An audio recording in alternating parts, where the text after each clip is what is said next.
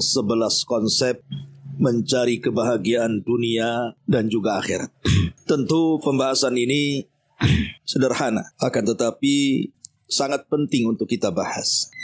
Karena bagaimanapun yang namanya kebahagiaan itu dicari semua orang. Anak kecil ingin bahagia, orang remaja ingin bahagia, orang yang beriman, yang sudah tua juga ingin bahagia. Laki-laki, perempuan ingin bahagia. Bahkan bukan hanya orang yang beriman, orang kafir saja ingin bahagia. Artinya kebahagiaan itu dicari semua orang. Masalahnya ada orang yang mencari konsep kebahagiaan itu di luar daripada konsep Al-Quran dan Sunnah Nabi SAW. Sehingga ketika mereka berusaha untuk mencarinya, bukan tidak ada kebahagiaan di situ. Tetapi kebahagiaan yang sifatnya sementara. Contoh, umpamanya ada orang yang mengira bahwa bahagia itu kalau menjadi orang kaya. Maka ada sebagian orang itu berusaha untuk menumpuk-numpukan harta karena ingin bahagia. Karena menurut dia konsep bahagia itu harus kaya. Tapi setelah kekayaan dicapainya, rupanya tidak juga dia bahagia. Kita tidak mengingkari bahwa dalam kekayaan itu adalah sumbangan kebahagiaan dalam hidup kita itu. Tapi bukan berarti kemudian kekayaan itu segala-galanya. Tidak. Karena kebahagiaan itu bukan terletak di kekayaan. Atau sebagian orang mengira bahwa bahagia itu kalau memiliki pangkat, jabatan ataupun kedudukan. Sehingga kemudian dia pun mengejar pangkat, jabatan dan kedudukan itu walaupun harus sikut kanan, sikut kiri, injak bawah, sundul atas, yang penting dapatlah tuh jabatan itu. Karena dia berkonsep dalam hidupnya, selama dia tidak menjabat berarti belum bahagia. Akhirnya kemudian dia pun menghalalkan segala cara, yang penting dapat jabatan. Tapi betapa banyak orang-orang yang sudah Allah anugerahkan jabatan, tak kunjung juga kebahagiaan yang dicari ada pada jabatan itu. Banyak kok pejabat itu stres hidupnya. Hidupnya harus diatur, ada protokolernya, ada jadwalnya. Bagus, kita keluar jam berapa saja terserah kan. Mau nongkrong di warung mana aja gak ada yang ngatur kita. Pejabat tuh gak bisa, ada protokolernya mereka. Gak bisa asal main warung saja, tidak racun orang. Jadi ada orang-orang yang berpikir ke situ gitu ya. Padahal Islam itu sudah mengatur tentang konsep kebahagiaan dalam Islam itu seperti apa. Saya akan menukil perkataan Al-Imam Hasan Al-Basri rahimahullahu ta'ala. Ketika dia ditanya tentang konsep kebahagiaan, maka beliau mengatakan kalau Anda ingin bahagia, lakukan 11 perkara. Apa saja 11 perkara itu? Yang pertama, kata beliau, min alamatis sa'adati fid dunya wal akhirah, dari tanda-tanda kebahagiaan seseorang di dunia dan akhirat itu, an yakuna zahidan fid dunya raghiban fil akhirati. Kata beliau, jadilah orang yang zuhud di dunia dan orang yang mementingkan kehidupannya untuk akhiratnya. Ini konsep yang pertama. Jadi orang yang zuhud di dunia dan kejar akhiratnya. Al-Imam Ahmad Ibn Abi Hiwari pernah bertanya kepada Sufyan Ats-Tsauri atau Sufyan Ibn Uyainah rahimahullahu ta'ala tentang apa yang disebut dengan zuhud di dunia itu. Apa sih konsep zuhud di dunia itu? Maka Sufyan Ibn Uyainah mengatakan, man idza un'ima alaihi syakar wa idza btuliya alaihi sabar. Orang yang zuhud itu kalau Allah berikan nikmat dia bisa bersyukur, dan kalau Allah berikan ujian maka dia mampu bersabar. Jadi syukur di atas nikmat dan sabar di atas ujian. Orang kalau bisa mensyukuri nikmat Allah Subhanahu wa taala dan bisa sabar terhadap ujian dan cobaan Allah Subhanahu wa taala, maka dia, kata Sufyan Ibn Uyainah, dianggap orang yang zuhud di dunia. Dan itu konsep kebahagiaan yang pertama. Tapi Sufyan Ats-Tsauri rahimahullahu ta'ala beda lagi ketika dia ditanya soal apa itu zuhud. Orang yang zuhud di dunia itu apa, wahai imam? Maka Sufyan Ats-Tsauri rahimahullahu ta'ala mengatakan bahwa zuhud di dunia itu az-zuhdu fid dunya qasrul amali. Zuhud di dunia itu, kata beliau, adalah orang yang memendekkan angan-angannya. Artinya orang yang panjang angan-angan itu belum dikatakan zuhud. Dan di zaman sekarang, di zaman serba susah, orang yang panjang angan-angan itu lebih banyak dibandingkan orang yang pendek angan-angannya. Dan biasanya orang yang panjang angan-angan itu sesungguhnya dia sedang hidup di atas bayang-bayang. Kalimat yang keluar itu adalah jikalau dan seandainya biasanya. Coba jikalau aku kaya, seandainya aku banyak uang, itu aja itu kalimatnya, jikalau dan seandainya. Itulah orang yang panjang angan-angan itu. Kalaulah, seandainya, jikalau. Inilah kalimat orang sekarang. Coba aku punya uang banyak. Jikalau aku punya kendaraan mewah. Kalaulah aku punya rumah megah. Itulah orang yang panjang angan-angan tuh. Harusnya kan orang itu berpikir tentang keadaan yang nyata, bukan hidup dalam bayang-bayang. Karena biasanya orang yang hidup dalam bayang-bayang, seandainya dan jikalau itu membuat orang malas bekerja biasanya. Akhirnya potong kompas yang jelas cepet kaya gimana caranya. Datanglah ke dunia perdukunan akhirnya. Datang ke mbah dukun supaya cepat kaya, ya. Padahal dukunnya aja kere. Datang ke kuburan minta-minta. Ngapain minta-minta di kuburan? Coba kalau bangun di kuburan bakal lari dia. Atau kemudian lari ke judi-judi online akhirnya. Dia pikir kalau pasang nomor dia akan dapat ratusan bahkan jutaan bahkan miliaran rupiah. Orang kayak gini itu orang yang tidak pernah zuhud, terlalu tinggi angan-angannya tuh. Jadi kalau kita ingin bahagia, sudahlah pendekkan angan-angan. Yang ada itu nikmati. Kalau memang itu sebuah nikmat kita syukuri. Kalau itu sebuah ujian kita sabari. Selesai. Sederhana orang ingin bahagia itu. Ini yang pertama. Kemudian yang kedua, antakuna nahmatuhu al-ibadata wa tilawatal qur'ani.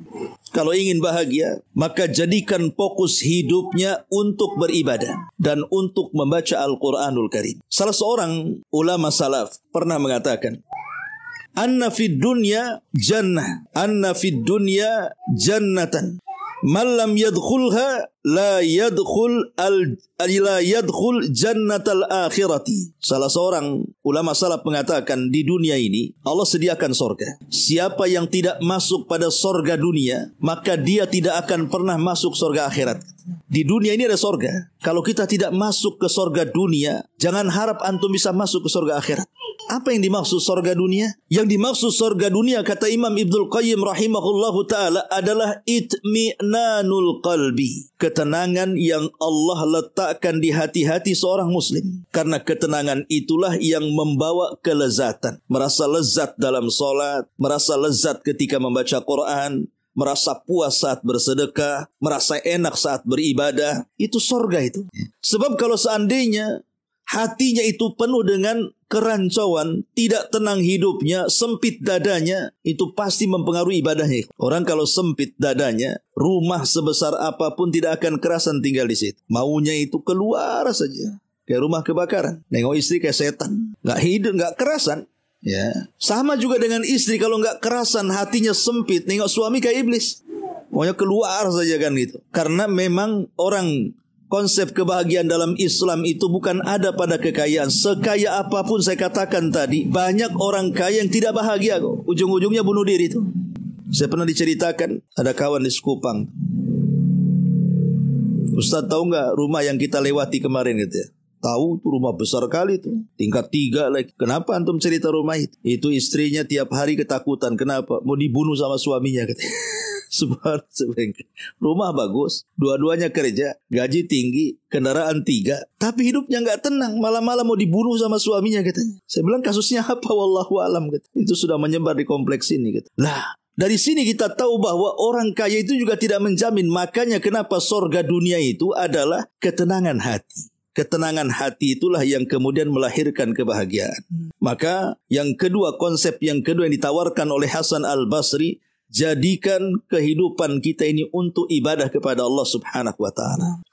Kemudian yang ketiga, kata Hasan Al-Basri, qillatul qawli fima la yahtaj ilaihi. Tidak banyak bicara pada sesuatu yang tidak dihajatkan untuk bicara. Artinya qalilus sumti. Ketika dia bicara itu, dia irit bicara. Kalaupun harus bicara, maka tidak bicara kecuali yang ada manfaat di dalamnya. Itulah yang kemudian banyak para ulama ketika menjelaskan tentang keutamaan orang-orang yang diam atau kalau dia mau bicara dengan santun. Kata Nabi SAW, "Man kana yu'minu billahi wal yaumil akhir falyaqul khairan aw liyasmut." Barang siapa yang beriman dengan Allah dan hari akhir, silahkan bicara dengan bicara yang santun. Kalau tidak bisa, maka diam. Karena begini, ikhwan, sering saya katakan bahwa terkadang kalau kita ini tidak menata bahasa, ngomong asal jeplak bahasanya. Pokoknya asal apa yang dikehendaki hatinya mau dibicarakan, dia keluarkan. Bahasa-bahasa emosi, bahasa-bahasa setan, bahasa-bahasa binatang. Kalau kita mengucapkan sesuatu yang di dalamnya itu penuh dengan kekotoran, terkadang kita yang mengucapkan itu menyesal kadang-kadang. Kenapa saya tadi ngomong begitu? Kenapa saya tadi ngomong begitu? Terkadang saya sendiri merasakan seperti itu kalau pernah bertengkar, kemudian kita agak meninggi saja suara, padahal tidak menggunakan bahasa kotor, cuman meninggi suaranya. Itu kadang-kadang menyesal itu. Kenapa tadi saya marah gitu ya. Apalagi orang-orang yang mengeluarkan kata-kata kotor kan. Yang bicaranya saja merasa menyesal, cuman orang yang mendengarkannya. Apa nggak sakit hati itu? Padahal luka silet itu kata ulama mudah diobati. Tapi sudah luka hati itu susah sekali dapat obatnya. Tapi kalau orang yang bicaranya santun, kita yang ngomong itu loh enak. Apalagi yang denger makin enak. Bahkan yang dengar itu kepengen saya ngomong sama si Anu. Enak bahasanya, supel orangnya, baik akhlaknya, santun bahasanya kan? Lah makanya qillatul kalam, sedikitnya bicara terhadap apa yang tidak dihajatkan untuk bicara, itu kunci kebahagiaan. Karena malapetaka itu kebanyakan di masyarakat terjadi gara-gara bicara. Coba bayangkan, gara-gara bicara akhirnya tetangga musuhan dengan tetangganya. Hanya ngobrol tersinggung musuhan ya. Saudara yang akrab dengan kita, gara-gara tersinggung dengan kata-kata, akhirnya tidak mau ketemu, bahkan memproklamirkan untuk musuhan selamanya. Lihat, terjadinya pembunuhan, terjadinya pemukulan, terjadinya perceraian, itu semua karena lisan. Maka kalau ingin bahagia, jagalah lisan. Ini konsep yang ketiga. Kemudian konsep yang keempat, kata Hasan Al-Basri, an yakuna muhafidhan ala salawatil khamsi. Jaga salat 5 waktu. Jaga salat 5 waktu. Kenapa? Saat Nabi SAW dalam peristiwa Isra Mi'raj itu, kemudian berjumpa dengan Allah di Sidratil Muntaha. Kenapa ibadah yang diperintahkan Allah kepada Rasul dan kepada umat Rasul itu sholat? Padahal ibadah kan banyak. Kenapa Allah tidak perintahkan puasa umpamanya? Allah perintahkan birrul walidain umpamanya. Kenapa yang diperintahkan sholat? Bukankah ibadah banyak? Maka ulama menjawab, kenapa yang diperintahkan sholat? Karena rupanya sholat itu adalah kunci untuk menggerakkan amal-amal yang lainnya. Karena orang yang sholat 5 waktu dan dia sungguh-sungguh ketika melaksanakan, pasti dia bersedekah. Tapi orang yang rajin sedekah belum tentu dia sholat. Orang yang sholat 5 waktu dan dia sungguh-sungguh dalam pelaksanaannya, pasti dia birrul walidain. Karena biasanya orang yang durhaka kepada orang tua itu karena mereka tidak sholat. Makanya ada seorang syekh bercerita ketika dia berdakwah dalam penjara. Yang nama penjara itu kan macam-macam tuh kasusnya ya. Ada yang kena narkoba, ada yang kena kasus pembunuhan, ada kasus pemerkosaan gitu ya. Ada kasus-kasus macam-macamnya. Jadi syekh ini bertanya kepada orang-orang di penjara itu, apakah kalian sholat? Kenapa kalian melakukan kriminal sehingga kalian dijebloskan ke dalam penjara? Rata-rata kata syekh ini, mi'ah bil mi'ah, 99%. Bahkan kalau dikata 100%, itu mereka tidak sholat. Kalaupun sholat, dia belang bentong lah bahasanya. Kadang sholat, kadang tidak. Maghrib sholat, isya pula bablas ya. Duhur sholat, subuh pula tak nampak gitu. Artinya bahwa kenapa kemudian ibadah ini yang diperintahkan Allah kepada Rasul? Rupanya di balik rahasia salat itu, karena salat itu ibadah yang bisa menggerakkan ibadah-ibadah yang lainnya. Dan sebaliknya, kalau orang jauh dari salat, bahkan tidak pernah melaksanakan salat, dipastikan hidupnya akan penuh dengan kemaksiatan. Karena rata-rata pencuri itu tidak salat. Oh, kata pencuri, saya salat Ustaz. Kalau salat ngapain kau nyuri? Kan begitu bahasanya. Logikanya kan begitu. Ma'asyiral muslimin wal muslimat rahimakumullah. Maka salat itu adalah kunci kebahagiaan. Jangan tinggalkan salat 5 waktu. Kemudian yang kelima, an yakuna wari'an fi ma qalla aw kathur. Jadilah orang wara. Wara itu artinya menerima pemberian Allah baik banyak ataupun sedikit. Terkadang kalau Allah beri banyak kepada kita, maka kita bisa berterima kasih. Tapi kalau Allah berikan sedikit, terkadang kita kurang ikhlas. Itu belum wara' namanya. Dari mana kita tahu tidak ikhlas? Dari ucapan kita. Terkadang kita melihat ada orang sukses, kita tidak sukses, kemudian katakan, ya Allah kenapa si Anu sukses, saya tidak. Itu kan tidak ikhlas dengan pemberian namanya. Kenapa kok si Anu rumahnya bagus, kok saya rumahnya jelek? Kenapa si Anu bisa naik jabatannya, kenapa saya tidak? Tapi kalau orang wara', dia tidak mungkin dia mempertanyakan orang lain. Dia pasti akan mensyukuri apapun yang Allah berikan, sedikit ataupun banyak. Karena bagi dia sedikit sebuah kebaikan, banyak juga sebuah kebaikan. Allah tahu maslahat kita sehingga terkadang Allah berikan lebih, terkadang Allah tahan dari kelebihan itu. Maka orang yang wara itu kunci kebahagiaan. Karena orang yang tidak bahagia itu selalu hatinya tidak ikhlas dengan pemberian. Akhirnya kemudian larinya ke dengki, ke hasad, ke hasud. Kemudian lama-lama akhirnya sakit dan jadilah penyakit hati. Tengok orang lain sukses, kita tak senang. Tengok orang lain susah, malah kita pula senang. Kemudian ini yang kelima. Yang keenam, antakuna suhbatuhu ma'as salihin. Kalau ingin bahagia, cari teman yang baik. Kalau teman kita stres, ikut stres lah. Kalau teman kita tukang gibah, nanti kita juga ahli gibah. Kalau teman kita ini ahli nyolong, lama-lama kita juga pakarnya nyolong. Dan begitu seterusnya. Tapi kalau seandainya kita berkawan dengan orang-orang saleh, orang-orang yang baik, orang-orang yang senantiasa dekat dengan Allah Subhanahu wa taala, maka lambat laun kalaupun kita tidak mendapatkan nasihatnya, kita kecipratan kebaikannya. Mungkin kita tidak minta nasihat, orang baik itu secara langsung tidak diminta pun akan berikan nasihat. Dan kita akan terkena harumnya. Makanya kenapa Rasul menyamakan teman yang baik itu seperti berkawan dengan orang yang jual parfum. Lihat orang jual parfum itu pasti tidak lepas dari 3 kondisi kan. Pertama, nawari parfumnya. Kadang-kadang minyaknya dioleskan ke tangan kita. Belum tentu kita beli, tapi kita sudah dapat parfumnya kan. Ya. Atau kita yang kemudian minta, coba harumnya macam mana, ya. Kemudian dioles-oles. Atau walaupun dia tidak ngasih, kita tidak minta, harum parfumnya sampai ke hidung kita. Itulah jualan parfum. Kalau kita berkawan dengan orang jual parfum itu ya antara 3 perkara ini. Ditawari parfum, atau kita yang menawar, atau baunya sampai ke hidung kita. Itu kiasan daripada teman yang baik. Terkadang teman yang baik itu tidak diminta dinasihati, atau kita minta nasihat, atau walaupun kita tidak minta nasihat dan dia tidak menasihati kita, tetap kita ini akan mendapatkan kebaikan karena dekat dengan orang baik. Nah maka ini juga kunci kebaikan, kunci kebahagiaan adalah berkawan dengan orang saleh. Kemudian kata Hasan Al-Basri yang keberapa? Yang ke-7. An yakuna mutawadian ghaira mutakabbirin. Senantiasa tawadhu, rendah diri dan tidak sombong. Karena biasanya sombong itu karena merasa dirinya lebih baik dibandingkan orang, yang berakhir dengan merendahkan orang lain. Orang sombong itu kan begitu.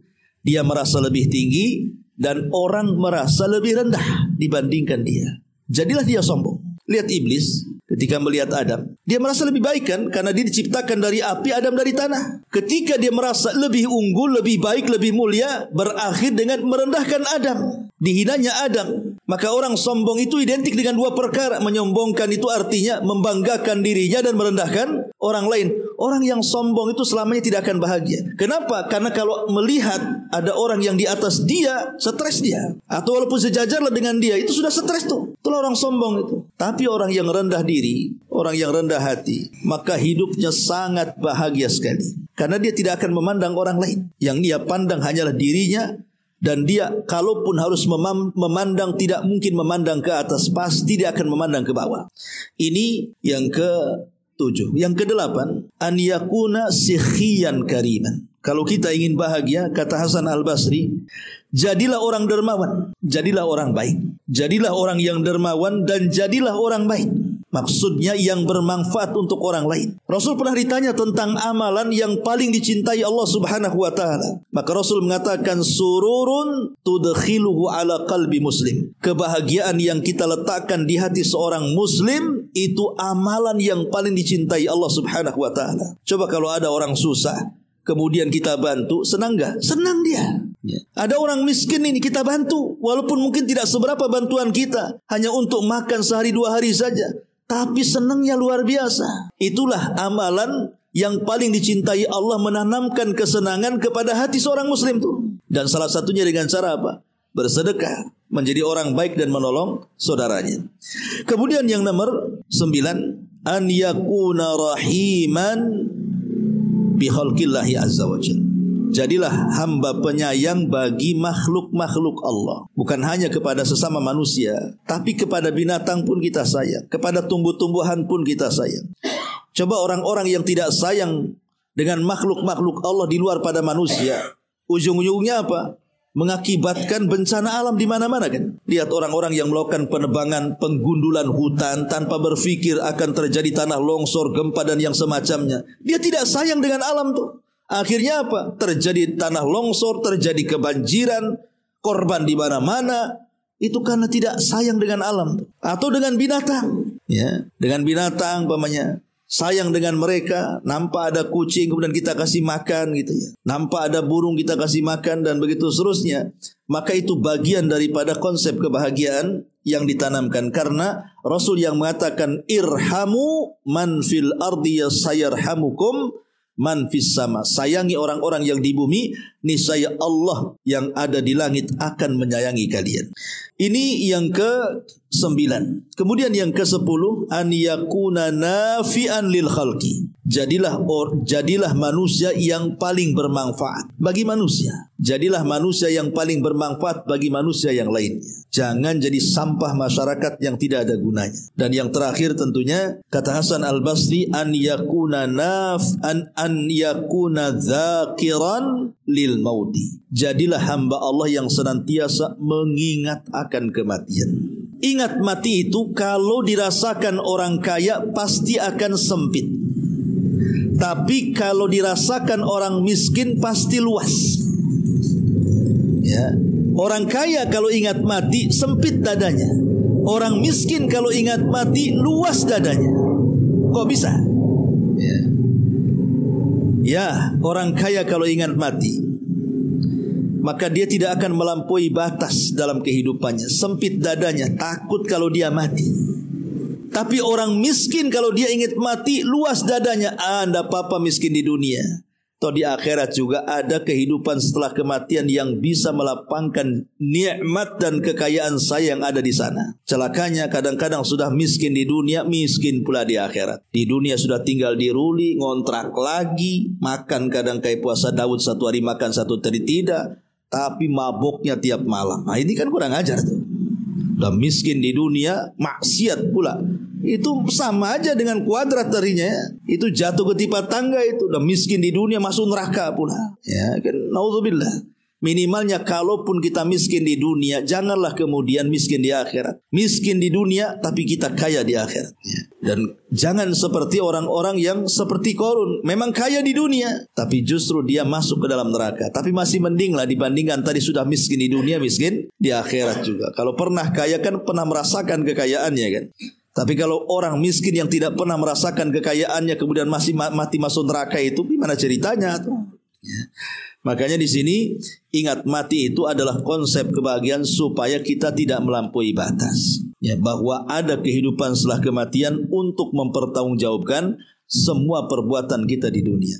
Inilah di antara 10 konsep kebahagiaan yang disebut oleh Al-Imam Hasan Al-Basri rahimahullahu ta'ala. Dan tentu kebalikannya adalah konsep kecelakaan. Jadi kalau kita tidak zuhud, kemudian kita tidak memprioritaskan hidup kita untuk beribadah, malah mengejar dunia, kemudian banyak bicara yang tidak ada faedahnya, kemudian tidak pernah sholat, kemudian tidak pernah wara', berkawan dengan orang jahat, kemudian juga tidak tawadu dan sombong, dan menjadi orang bakhil, kemudian tidak punya rahmat dalam hatinya kepada makhluk Allah, dan tidak menjadi manusia yang paling bermanfaat, kemudian juga tidak pernah mengingat kematian, maka kebalikan dari 10 konsep kebahagiaan itu adalah konsep kecelakaan. Inilah yang disebutkan oleh Imam Hasan Al-Basri rahimahullahu ta'ala. Wallahu alam bisawab. Mudah-mudahan ada manfaatnya. Ya, akhir kalam dan doa kafaratul majlis. Subhanallah bihamdika asyhadu an la ilaha illa anta astaghfiruka wa atubu ilaik. Allahu taala alam. Assalamualaikum warahmatullahi wabarakatuh.